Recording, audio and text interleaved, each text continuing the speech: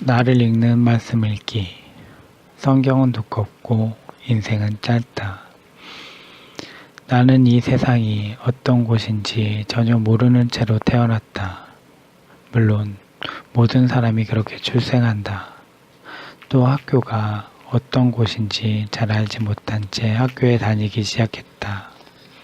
시간이 지나고 자라면서 세상이 어떤 곳인지 학교가 어떤 곳인지 알게 되었다. 그리고 조금 더 자란 후에는 교회에 다녔다. 그때까지도 교단과 교회가 그리 많은 줄 몰랐다. 교회를 다니다가 훗날 신학을 공부하면서 조금씩 알게 되었다. 그러나 신학을 공부하면서도 내게는 풀리지 않는 의문이 하나 있었다. 아직 한 번도 가보지 못한 곳, 우리의 본향인 천국이 늘 궁금했다. 성경을 통해 천국은 하나님께서 계신 곳이고 주님과 함께 왕노릇하며 사는 영원한 나라라는 걸 알게 되었다. 또한 우리가 살아가는 이 세상이 천국의 그림자라는 것도, 세상은 돈을 많이 벌어 잘 사는 곳이 아니라 예수 믿고 믿음으로 사는 곳이라는 사실도, 그리고 이 세상에서의 삶이 고달픈 인생살이가 아니라 행복한 예수살이라는 걸 발견했다. 이런 진리를 말해준 건 바로 하나님의 말씀인 성경이었다.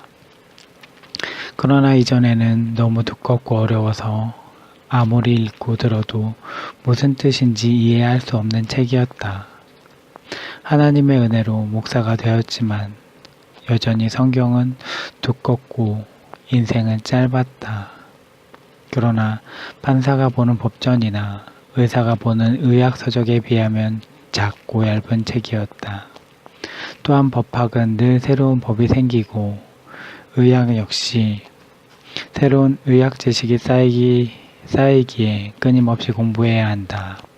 그러나 성경은 수천 년 전부터 지금까지, 그리고 앞으로 세상이 종말이 올 때까지 변함없이 66권이다. 바뀐다 해도 번역만 조금 수정될 뿐 더 추가되는 내용은 없다.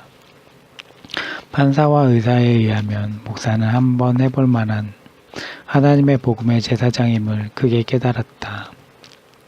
판사는 죄인에게 벌을 주고 의사는 환자를 고치지만 죽은 자를 살리지는 못한다. 그러나 목사는 죄인을 품어주고 축복할 뿐 아니라 허물과 죄로 죽은 자를 살리지 않는가. 로마서 천독을 시작하다. 내가 조희성교회 제자훈련 학교 간사로 섬기는 중에 하나님께서 교회 개척에 대한 마음을 주셨다. 그래서 신학교를 졸업한 후 전도사 생활을 하다가 1997년 3월에 조희 교회를 개척했다. 당시 나는 선배 목사들에게 개척에 필요한 게 무엇이냐고 질문했다. 한 목사님이 돈이 있거나 사람이 있어야 된다고 말씀하셨다. 나는 참으로 난감했다. 당시 내게는 돈도 개척 멤버도 없었기 때문이다. 하지만 나는 개척은 사명이라고 생각하고 아무것도 없이 시작했다. 큰 아이가 다니던 어린이집에서 3개월 동안 개척 준비를 했다. 그리고 고시촌으로 불리는 서울 관악구 신림동에 자리한 청소년 회관의 한 층을 매주 예배 장소로 사용했다. 그런데 회관이 한 달에 한 번 휴관하는 날이 공교롭게 셋째 주일 일요일이었다. 그래서 그 주가 되면 신대방동에 위치한 보레매 공원에서 야외 예배로 드렸다. 이때부터 우리 교회는 매달 소풍을 가게 되었다. 하지만 그렇게 계속 예배를 드리기는 쉽지 않아서 구체적인 기도 제목을 만들었다. 3년 후에는 2호선 서울대 입구역에서 가까운 지역에 건물을 주시고 미래지향적인 교회가 되게 해달라고 말이다. 하나님께서 교회를 개척하게 하셨으니 그분이 책임지실 거라고 믿으며. 그런데 놀랍게도 2000년 3월에 아주 작은 건물이지만 아파트 상가 2층을 분양받게 되었다. 맨 땅에 헤딩한다는 말처럼 아무것도 없이 시작했지만 교회가 잘 성장하는 것 같았다. 작은 규모의 교회지만 특별한 걱정이 없었다. 또 기도했던 대로 교회 앞에 초등학교가 있어서 미래지향적인 어린이 전도도 잘 되었다. 그러나 내 마음 한구석이 뭔가 찜찜했다. 내가 직업을 가지고 직장에 다녀도 밥은 먹고 살 텐데 정말 교회다운 교회를 세워야 되는데 아무리 설교와 교육을 해도 교회의 본질에서 벗어나는 것 같았다. 그때만 해도 열정은 있었지만 교회다운 교회가 무엇인지 잘 몰랐다. 그러나 적어도 교회가 생존이나 친교를 위해 존재하는 건 아님을 알았다. 그렇게 개척한 지 7년 정도 되자 교회의 본질에 대한 회의가 심하게 들었다. 남들이 좋다고 하는 교회 성장 세미나를 듣고 배운 그대로 하기도 했다. 그래도 의심이 들었다. 이렇게 하면 교회가 정말 부흥할 수 있을까? 그때까지 나는 성경을 전혀 몰랐다. 나중에 알고 봤더니 그간 내가 배운 건 성경에서 말한 부흥과 다른 거였다. 교회 성장론일 뿐이었다. 그것은 목회가 아니었다. 당시에는 잘 몰랐지만 시간이 갈수록 아닌 걸 알게 됐다. 그럼에도 불구하고 어떤 게 맞는 길인지 정확히 알 수 없었다. 그러면서 점점 내 안에 회의가 깊어졌다. 이렇게 목회를 계속해도 될까? 결국 목회를 그만두고 싶은 심정이 들었다. 교회의 주인이며 진정한 목회자이신 예수님이 어떻게 교회를 교회되게 하시는지 멀리서 보고 싶었다. 또 이 시기에 내게 있는 유전적인 질병이 큰딸에게도 있다는 걸 알게 되었다.